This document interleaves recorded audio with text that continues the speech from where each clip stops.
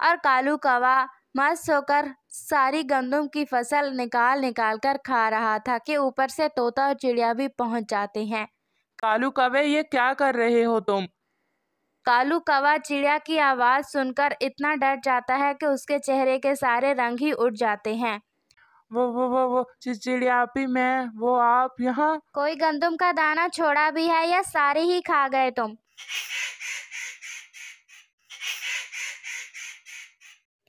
दूर किसी जंगल में एक स्वीटी चिड़िया रहा करती थी और उसके साथ वाले दरख्त पर ही कालू कौवा रहा करता था। वो स्वीटी चिड़िया बहुत मेहनती और जिम्मेदार चिड़िया थी, जो काम भी करती बहुत जिम्मेदारी से करती। सुबह से शाम तक दाना ढूंढती और जब भी बारिशें या सूखे का समय आता तो जंगल में तमाम पक्षियों की मदद भी करती। ऐसे उसकी ज़िंदगी बहुत अच्छे से गुजर रही होती है और उसके साथ वाले दरख्त पर जो कालू कौवा रहता होता है वो बहुत काहिल और आलसी होता है। कोई काम तो करता ही नहीं और मेहनत करना तो उसकी ज़िंदगी में नामुमकिन सी चीज़ होती है। उसकी ज़िंदगी बहुत मुश्किल से गुजर रही होती है क्योंकि उसने कभी कोई काम नहीं किया होता और ना ही कभी कोई अपने लिए दाना ढूंढा होता है। और ऐसे ही वो एक दिन स्वीटी चिड़िया के पास आता है। चिड़िया दीदी, क्या कर रही हो? क्या हो रहा है? कुछ नहीं कौवे भैया, मैं तो बस जा रही थी दाना ढूंढने। तुम सुनाओ, कैसे आना हुआ? चिड़िया आपी, मैं आपसे कहने आया था कि प्यारे दोस्तों, क्या आपने मुझे सब्सक्राइब कर लिया है? और घंटी के आइकन को दबाना बिल्कुल मत भूलिएगा। ये दाना खा खा कर मैं तंग आ गया हूँ। रोज दाना रोज दाना।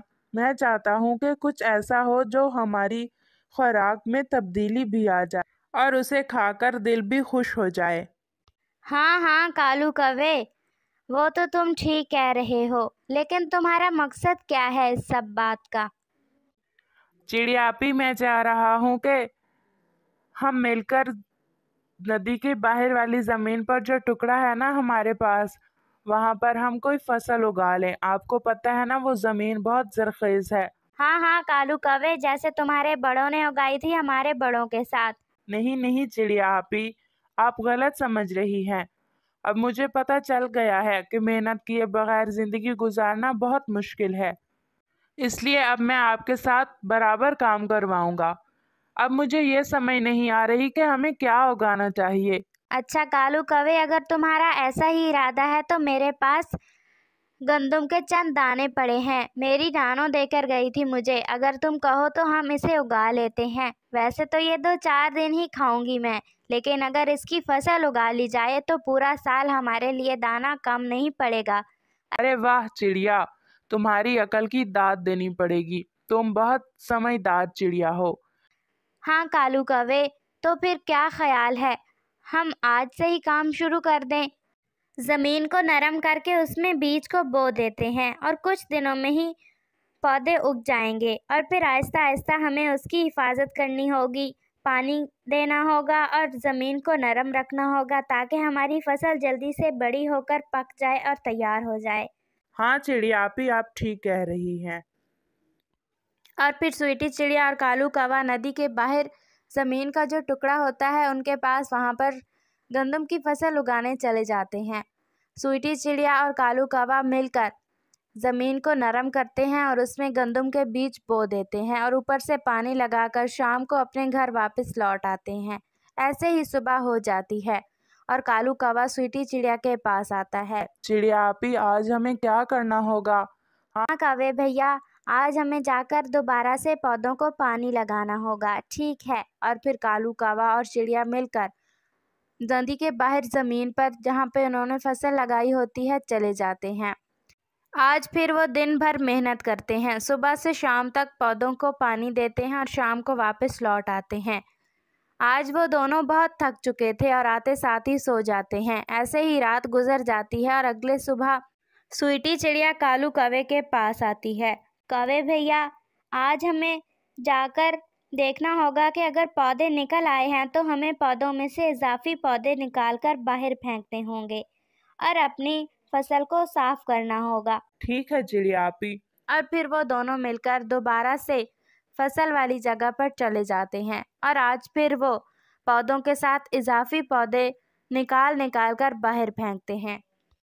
और ऐसे ही वक्त गुजरता रहा। कालू कौवा और स्वीटी चिड़िया मिलकर सुबह से शाम तक काम करते और फिर उनकी फसल बहुत जल्द बड़ी हो गई और आहिस्ता आहिस्ता पकनी शुरू हो गई। एक दिन कालू कौवे को बहुत भूख लगी हुई थी। बहुत भूख लगी है और फसल भी पककर तैयार हो चुकी है तकरीबन। चिड़िया को क्या पता चलेगा कि मैंने खाई है फसल। अगर पता चल भी जाए तो चिड़िया क्या कर लेगी। और फिर ऐसे सोचते हुए कालू कौवा गंदम की फसल की तरफ चला जाता है और पेट भर के गंदम खाता है। ऐसे ही वक्त गुजरता रहा और अब कालू कौवे ने तो यही काम रख लिया था। जब भी उसे भूख लगती तो वो चुपके से फसल की तरफ चला जाता और पेट भर कर गंदम खाता। चिड़िया आपी, आप और कालू कौवा दोनों मिलकर नदी के किनारे जो जमीन है वहां पर क्यों जाते हैं रोजाना शाम को? नहीं नहीं तोते भैया, शाम को नहीं, सुबह जाते हैं हम दोनों। मेरे पास गंदम के कुछ दाने थे तो हमने सोचा कि फसल उगा ली जाए। अच्छा, कालू कौवे के साथ हिस्सेदारी।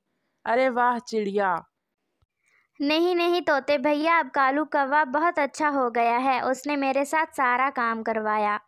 अच्छा चिड़िया आपी, तो क्या शाम को जाते हैं आप दोनों? नहीं तोते भैया, हम दोनों मिलकर तो सुबह ही सारा काम कराते हैं।